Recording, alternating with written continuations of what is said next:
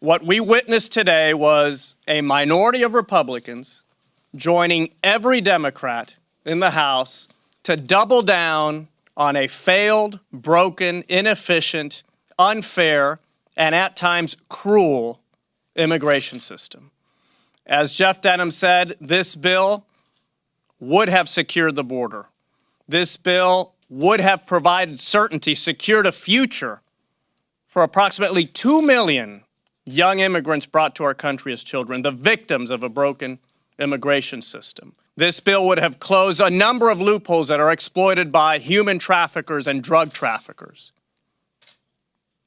But a minority of Republicans joined every Democrat to vote for the status quo.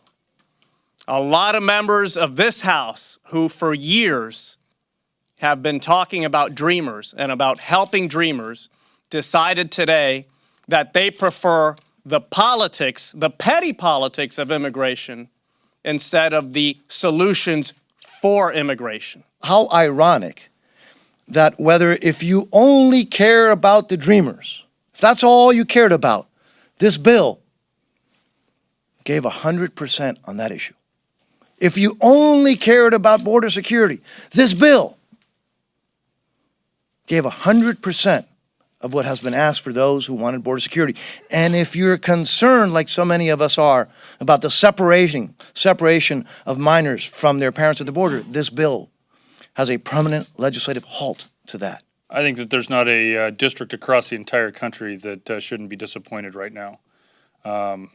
Regardless of what part of the country you come from, there were important issues in this bill that should have been addressed.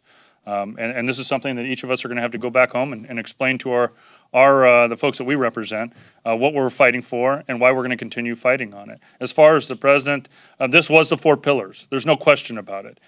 This is not the bill that any of us would have written, but we negotiated in good faith with many members who added continually added measures that they no longer support and couldn't support on the floor today.